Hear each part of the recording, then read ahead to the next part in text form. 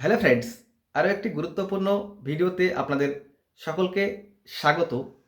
আজকের এই ভিডিওতে আমরা আলোচনা করব ভারতবর্ষের ক্রিকেট উন্নতির চরম যে পর্যায়, এই পর্যায়টার পিছনে কোন কোন রহস্য লুকিয়ে আছে। আজকে আমরা একটা রহস্য সিলেক্ট করে নিয়েছি, সেটা নিয়ে আলোচনা করব। আপনারা অবশ্যই সঙ্গে থাকবেন, ভিডিওটি প্রথম থেকে শেষ পর্যন্ত দেখবেন। ভালো লাগলে অবশ্যই একটা লাইক, শেয়ার, কমেন্ট করে দেবেন, আর অবশ্যই চ্যানেলটিকে সাবস্ক্রাইব করে দেবেন। তো চলুন আজকে আমরা মূল আলোচনায় প্রবেশ করি। ভারতীয় ক্রিকেটের এত উন্নতির পিছনে মূল কারণ হচ্ছে বর্তমানে দেশি কোচের নিয়োগ দেওয়া, অর্থাৎ ভারতীয় কোচকে কোচিং প্যানেলে রাখা। আপনারা অনেকেই বলবেন যে বিদেশি কোচ তো ভারত প্রচুর নিয়োগ দিয়েছিল, তো এখন দেশি কোচ নিয়োগ দিচ্ছে কেন? এটাই হচ্ছে মূল কারণ ভারতীয় ক্রিকেটের উন্নতির। দেশি কোচ ছাড়া ভারতীয় ক্রিকেটকে উন্নতির চরম পর্যায়ে কেউ এনে দিতে পারেনি। আপনারা প্রিভিয়াস ক্রিকেট ইতিহাসগুলো ভারতের লক্ষ্য করেন, সেক্ষেত্রে আপনারা দেখতে পাবেন জন রাইডার, গ্রেগ স্যাপেল, এরা কেউই কিন্তু ভারতকে সেইভাবে সাফল্য এনে দিতে পারেনি। 2007 সালের যে টি-20 ওয়ার্ল্ড কাপ ভারত জিতেছিল মহেন্দ্র সিং ধোনির নেতৃত্বে, সেখানেও কিন্তু দেশি কোচ ছিল। তার মানে একটা ওয়ার্ল্ড কাপ আপনারা দেখলেন, সেখানে দেশি কোচ ভারতকে সাফল্য এনে দিয়েছে। 1983 যে ওয়ার্ল্ড কাপ, সেখানেও ভারতীয় কোচ ছিল। 2024 যে ওয়ার্ল্ড কাপ, টি-20 ওয়ার্ল্ড কাপ, সেখানেও ভারতীয় কোচ রাহুল দ্রাবিড় ছিলেন। এবং 2025 চ্যাম্পিয়ন ট্রফি আপনারা দেখতেই পেলেন, গৌতম গম্ভীরের কোচিং প্যানেল ভারতকে সাফল্য এনে দিয়েছেন।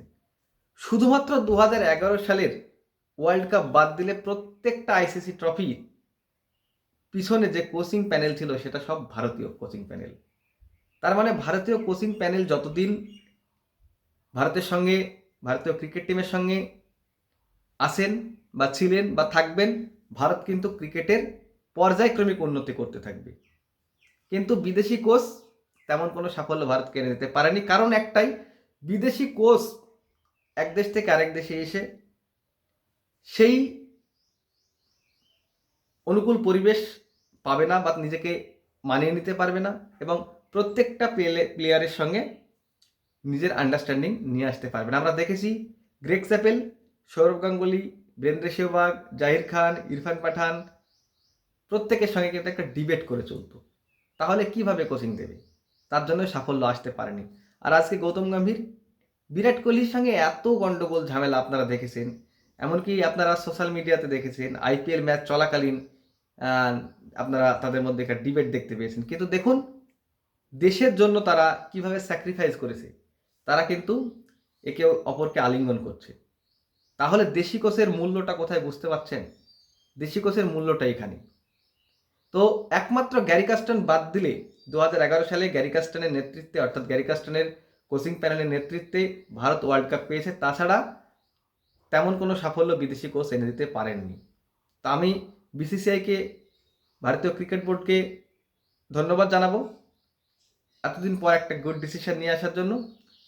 কোনোভাবেই যেন আর বিদেশি কোচকে নিয়োগ দেওয়া না হয়, কারণ বিদেশি কোচ স্বার্থের জন্য আসবে, তারা স্যালারি নেবে, তারা টিমের ভালো মন্দটা তেমনভাবে উপলব্ধি করতে পারবে না। কিন্তু যদি দেশি কোচ হয়, তারা অবশ্যই দেশের প্রতি ভালোবাসা, দেশের প্রতি টান এবং দেশের প্রতি যে দায়িত্ব, সেটা পালন করবে এবং কোচিংটা সঠিকভাবে প্রদান করবে। আর আমরা চোখের সামনে দেখতে পেলাম 2024 টি-20 ওয়ার্ল্ড কাপ এবং 2025 চ্যাম্পিয়ন ট্রফি। এই উদ্দেশ্যে আমি একটা কথা বলবো আমার বাংলাদেশি ভিউয়ার্স যারা আছেন তাদের উদ্দেশ্যে। তারা দেখি বিদেশি কোচের উপরে আস্থা রাখে, অর্থাৎ বাংলাদেশ বোর্ড বিদেশি কোচের প্রতি আস্থা রাখে। তো তাদের টিম প্রতিনিয়ত অধঃপতনে যাচ্ছে, তার মূল কারণ কিন্তু এটাই। তাদেরকে অবশ্যই দেশি কোচ ব্যবহার করতে হবে, এবং দেশি কোনো কোচ ভালো না থাকলে সেক্ষেত্রে বিদেশি এমন কোনো কোচ ব্যবহার করতে হবে যারা ওই টিমটার প্রতি ভালোবাসা, টিমের সঙ্গে আন্ডারস্ট্যান্ডিং এবং টিমটাকে ভালো করে বুঝতে পারবে, এমন কোনো কোচ নিয়োগ দিতে বলবো। আপনারা অবশ্যই আপনাদের বোর্ডকে প্রেশার ক্রিয়েট করতে পারেন এবং সোশ্যাল মিডিয়ায় ঝড় তুলতে পারেন যে আমরা দেশি কোচ চাই, তাহলে আমাদের ক্রিকেটের উন্নতি হবে। তো বাংলাদেশ বন্ধুদের জন্য আমার এতটুকুই সাজেশন, এবং আজকের ভিডিও আমরা এ পর্যন্তই শেষ করব। ভালো লাগলে অবশ্যই লাইক শেয়ার কমেন্ট করবেন। Thank you.